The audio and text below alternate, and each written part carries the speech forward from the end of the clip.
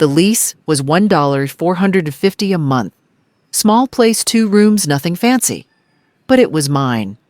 Or it would have been if it weren't a lease. I was standing at the counter at Bonnie's Realty on 5th Street, pen in hand, about to sign. My daughter-in-law, Megan, leaned back in her chair, arms crossed, watching like it was a show. "You'll die broke and alone," she said, loud enough for the agent Bonnie to hear. Bonnie froze. Just for a second. Then she did what most people do when things get awkward, pretended she didn't hear. She shuffled some papers. I signed anyway. My hand didn't shake, but my throat tightened. I didn't look up. I don't even know why I invited them. Maybe I thought my son would say something kind.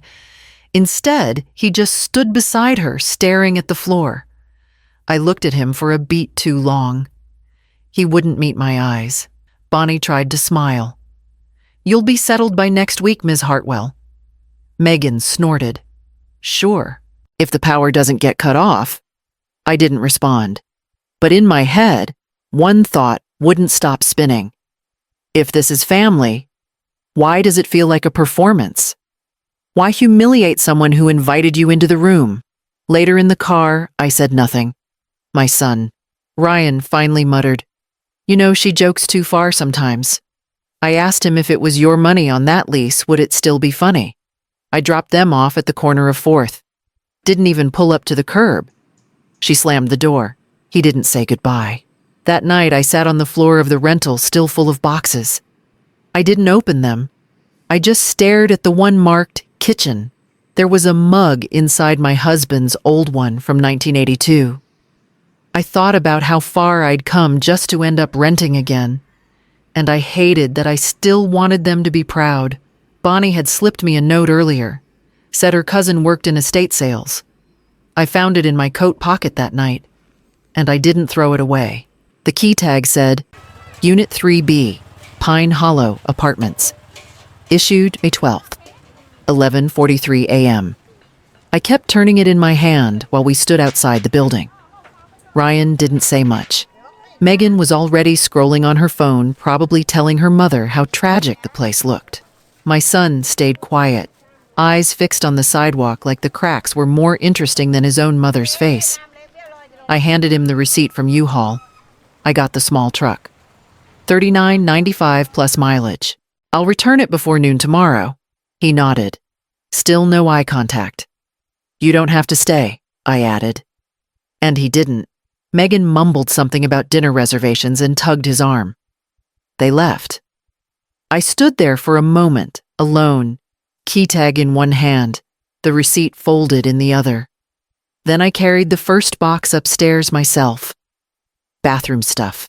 I unpacked a half-used bottle of shampoo, a cracked soap dish, and the same towel I had since 2007. I didn't cry.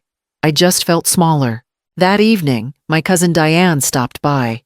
She brought coffee and looked around the place like it was a motel. It's clean, she said. But come on, Clara. After all those years working double shifts, you're renting again. I shrugged. She sipped. They think you'll just hand things over. Don't. I asked her straight. If I gave them nothing, would they still visit? There was a pause. Diane didn't answer right away. Then she said, You want real or polite real? No, they wouldn't. I sat with that. Maybe I'd ignored the signs too long, like when Ryan first asked me to co-sign their SUV loan just until his credit improved, or when they borrowed just $8,000 to renovate their bathroom and never mentioned it again. I brushed it off. Family helps family. But now I wondered if they had it handled. Why was it always my name on the line I didn't sleep that night? I kept hearing Megan's voice in my head. Not the insult, but the laugh. And I kept seeing Ryan's eyes refusing to meet mine, like shame was something I was supposed to carry. The next morning, I called Bonnie's cousin, just to ask. The pizza was from Domino's $7.99 carry-out deal. I picked it up at 5:12 p.m. Didn't even ask for napkins. By the time I opened the box, it was cold, congealed. I didn't microwave it. I just let it sit there untouched, same as me. I didn't turn on the TV, no music. Just the ticking wall clock from the dollar store, $4.89 before tax. It ticked like it was counting down to something. I didn't know what. I sat on the floor with one cushion pulled from the moving box, labeled living room legs, crossed like I was 10 years old again. My back started to hurt, but I didn't move. Earlier that day, Megan texted Ryan in the group chat. "Tell her she can store the extra chairs at our place. No use keeping clutter in a rental." I saw it. I wasn't supposed to be in the thread anymore, but I never left. They just stopped tagging me. I typed thanks, but I'll keep them here. No reply. I stared at that thread for a long time. Then I asked myself, plain and simple, if I were rich, would they treat me different? Or worse, am I only family? Because they think I'm useful? I don't say that for drama. I say it because I used to ignore how Megan always called when bills were due, but never when the kids had a school recital. Or how Ryan only came around when something needed fixing, never just for a coffee. I thought I was helping. I thought I was still in the picture. That night around 9, Bonnie's cousin Denise called back. Real direct. "You still got your husband's name on the trust?" "Yes." "You should come in. Quietly. Don't bring anyone." I almost said no. Out of fear, out of guilt, I don't know. Maybe both. I sat back down on the floor, knees stiff, and whispered to no one. What if I'm the one who let this get this far? I meant it. But the next morning, I put on jeans, grabbed the folder with the old documents, and headed to Denise's office. Denise gave me her lunch slot, 12:30 sharp, at her office off Highway 27. She wore flats, had a sandwich half wrapped on her desk, and didn't waste time. "Clara, we're not going to talk about feelings. Show me what you brought." I pulled out the manila folder. Inside was a copy of the trust John and I set up in 2004. His handwriting was still on the cover, Clara's fallback, in case the world turns. Denise flipped through quickly, muttering, "Still active. Still yours. No amendments filed." Then she stopped. Page 6. There she tapped. "This clause, you can use this." I had forgotten that page existed, that I had a say. For years, I'd just played along, paid things off, signed where needed, even when it didn't feel right. That trust had a property clause tied to a dormant joint account at First Horizon Bank. I hadn't touched it since 2012. If they're planning something, Denise said, you don't confront. You prepare. I nodded, even though I felt like crawling under her desk. Afterwards, I sat in my car, a 2010 Toyota Corolla I hadn't cleaned in months. Fast food receipts, a cracked sunglass case, and a Post-it that still said, Megan baby shower gift from 2 years ago. I just stared at the glove box. I felt stupid. How did I let myself forget what I had? On the drive back, I kept asking myself, if we're family, why do I always feel like the ATM that doesn't get invited inside? And if they're doing well, why do they still need my name, my history, my trust clause? That night, Diane called again. I told her the basics. She paused, then said, "You gonna tell Ryan I said no? Not yet." She replied, "Good. They don't deserve a warning shot." For a moment, I hated that part of me that still hoped he'd call first, just to check in, just to say, "Hey Mom, how's the new place?" But he didn't. Instead, Megan sent me a Venmo request for childcare snacks, 45 zarzirs. I didn't accept it. I didn't decline it either. I let it sit, and the next morning, I called First Horizon Bank. I signed the final papers on June 3rd at exactly 2:45 p.m. The villa was just outside Gainesville, 2 bedrooms, sunroom, and a wraparound porch I didn't need but wanted. $387,000. Paid in full from the trust account. I signed in silence, handed over my ID, and tucked the deed into my purse like it was something fragile. No photo, no announcement. Not even Diane knew. The realtor, a woman named Tessa, looked at me and smiled. Excited, I shrugged, relieved. She paused, then leaned in a little. Most people bring family for something this big. I looked her in the eye. That's exactly why I didn't. I didn't tell Ryan. I didn't tell Megan. I had learned the hard way every time they knew I had something, it suddenly became ours. Or worse, theirs. And when I said no, they made me feel like a traitor. It's just family, Mom. You're acting like a stranger. But if we're family, why is silence the only time I feel safe? At the bank earlier that week, the teller, Rosa, looked at the transaction and whistled. That's a big one, Miss Hartwell. Then real soft, she added. Doing something for yourself?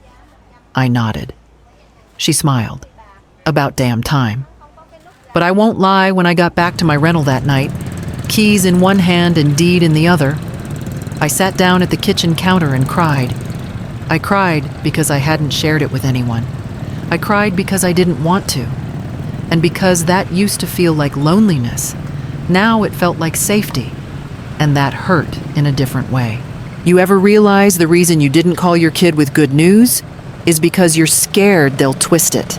I left the deed in a red folder second drawer of the file cabinet under utilities. Next morning, I visited the villa. Just walked it. Opened each cabinet. Opened the windows. Let air in. And when I got back, there was a voicemail. From Ryan Hay, we might swing by. Sunday. Megan wants to see where you're at these days. I told them to come by at 11 a.m. on Sunday. June 11th. I made sure to keep it casual. Just stop by. I want to show you something.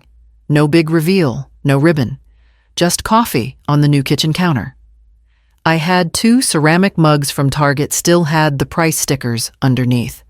The table hadn't even arrived yet. We sat at the island on mismatched bar stools. I didn't care. They walked in like it was already theirs. Megan had that high-pitched tone she uses when pretending to be impressed. Wow, it's spacious. You won't even need all this, will you? Ryan did the slow nod, hands in pockets, eyes scanning square footage like a realtor. He tapped the granite and asked, "Was this already here, or did you upgrade it?" I poured the coffee.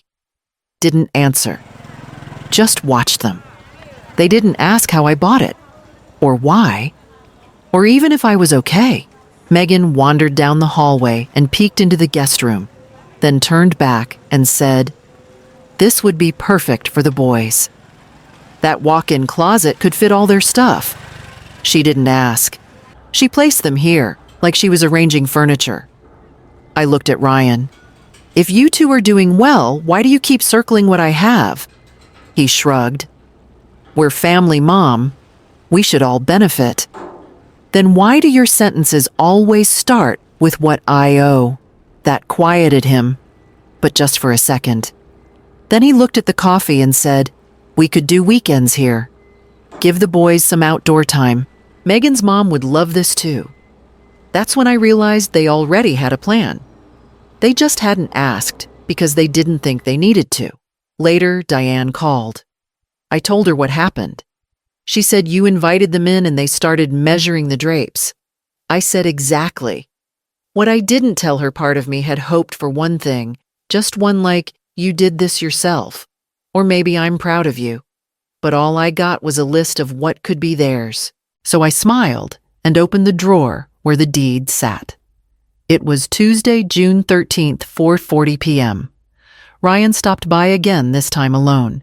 He brought a half-used roll of blue painter's tape. Said Megan wanted to visualize where the crib and bookshelf might go. He didn't ask if I had plans for the guest room. He opened the fridge like he lived there, stood staring at it, then said, "This'll be great for the kids. Bigger space, clean air." I didn't say a word. Then he walked down the hall, opened a cabinet, peeked inside, and said it. Just like that. "She'll love raising the kids here." Not "Can she?" Not "Would you mind?" Not "Thank you, Mom." Just "She will." I leaned on the counter and asked, "What makes you so sure this place is yours to raise them in?" He blinked. It's not like that. It's exactly like that. You walked in with tape and made plans on my floor. Did I miss the part where I signed it over? He looked irritated. Mom, come on. We're family, I said. If you're family, why do you only show up with assumptions? Later that night, I called Louise. She's been my friend for 30 years. When I told her, she sighed and said, "That boy of yours has been drinking Megan's Kool-Aid." I laughed, but only halfway. I had no one to blame but myself. I raised him to be comfortable. I made things easy. I let things slide. Maybe too much, maybe too long. And now the part that stings. It wasn't even the entitlement. It was that he didn't see me anymore, just the square footage. I wish I had asked harder questions earlier. I wish I had said no more often. But wishing's for pillows. Deeds don't lie. I stood in that kitchen after he left, stared at the cabinet he opened and thought, all right then. Let's see how deep they think their roots go.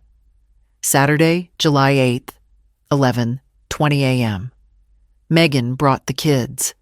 Ryan followed, holding a grocery bag, like that made it all normal. I had set out coffee on the counter, 3 mugs, nothing else. I placed a plain manila folder on the table, didn't mention it. She didn't even sit down. "We'll paint this room beige," she said, walking around like she'd already signed papers. "That bathroom needs retiling. Might cost $8,000, but it'll raise the value." I kept my face still. Then Ryan pointed at the backyard and said, "This'll be good for the trampoline." I asked, "For whose trampoline?" He blinked, like he didn't hear me. Megan rolled her eyes. "Obviously ours."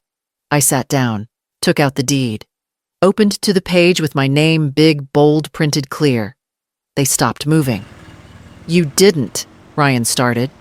I said nothing, just pulled out my phone and dialed. "Hi, Marcus." "Yes." "The title papers arrived. I just want confirmation that the deed stays solely in my name." I didn't raise my voice. I didn't look at them while I spoke. Just let the silence grow. Marcus, my attorney, said loud enough. "Confirmed. Sole ownership. No liens. All verified." I hung up. Megan's face went blank. "So, this isn't..." I slid the folder toward me and asked, "If you could pay for this house, why did you use my rental history to co-sign your last lease?" No answer. If we're such a close family, why was I only invited after the walls were measured? They didn't respond, just stood there still. The groceries stayed in the bag. After they left, I stood by the sink, holding the mug I never poured coffee into. I felt the heat in my neck. I didn't cry, but my hand trembled once when I set the cup down. Not because of anger, because I knew what came next would cost me more than a mortgage ever could.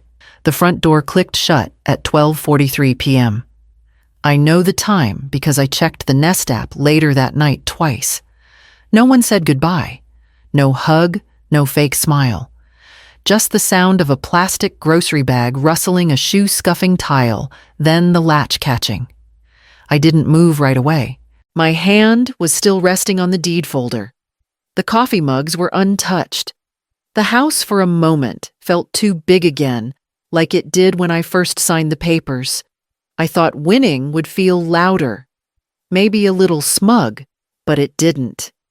It felt like when you've been holding your breath and you finally exhale, but no one claps. 10 minutes later, I texted Teresa. Just a photo of the empty mugs. She called right away. "They said anything? No." "Of course not," she said. "You know silence is their way of sulking." I didn't answer, just looked around. I had wanted them to see the house, but the truth was I'd also wanted them to be proud. That part stung more than I admitted. I realized I'd been replaying every message they hadn't sent. Every "we didn't mean it like that" never came. And when Ryan touched the fridge earlier, like it was his, I had a flash 6 months back when he asked me to co-sign that lease. He'd said, "It's just a formality, Mom." Now I saw it for what it was. If you were confident you'd pay it off, I should have asked. Then why did you need my credit score? They didn't treat me like family when it came to asking. Only when it came to assuming. Teresa said, "You didn't owe them this tour." I know. Then I added more to myself. But maybe I owed myself the truth. She didn't answer. Just breathed with me on the line. Quiet, present. I stood up, picked up the mugs one by one, and rinsed them out. That's when I noticed one chair was slightly pulled back, like someone had almost sat, then changed their mind. It was 7:18 a.m. The sun hit the corner of the kitchen tile just right, and I sat at the table in my gray house slippers, both hands around the mug. I'd locked the front door after they left yesterday. Not because I was scared, because I liked the sound of it clicking shut on my terms. The smell of the Folgers was grounding. No one texted. No one knocked. The hallway was quiet. It used to be my mornings were filled with, "Mom, can you tea?" or "We're dropping off the kids," like I was a free service they could just walk into. That morning, just me coffee and the chair I chose. Teresa called. She didn't ask how I slept. She just said, "So, how's it feel?" I looked at the door. Honestly, still weird. She chuckled. Weird like peaceful or weird like empty? Both, I said, then added, "But I'll take weird over being used." She got quiet, then said they'll come back. "But this time, you'll know the price." I nodded, even though she couldn't see it. She was right. And the truth is, I still miss them. I still picture my grandson's little shoes by the door. But I also remember how they'd take over every room like it was owed. Like I should be grateful for crumbs of company. And when Ryan said, "We assumed you'd want to help raise the kids here," I should have said it straight. Assumed based on what you mocked me for renting. You didn't visit. You made jokes at my expense in front of strangers. That's not family. That's usage with a smile. The lawyer Michael had said something too the day I signed. Keep one key set. Lock it first thing. Not because you fear them, but because it's yours. I do regret one thing. I ignored the signs for too long. I thought if I stayed generous, they'd stay grateful. But some people see kindness as clearance. I took another sip, leaned back in the chair, and heard nothing but the sound of the fridge humming. I reached for the notepad beside me, the one I'd been keeping since July 2nd.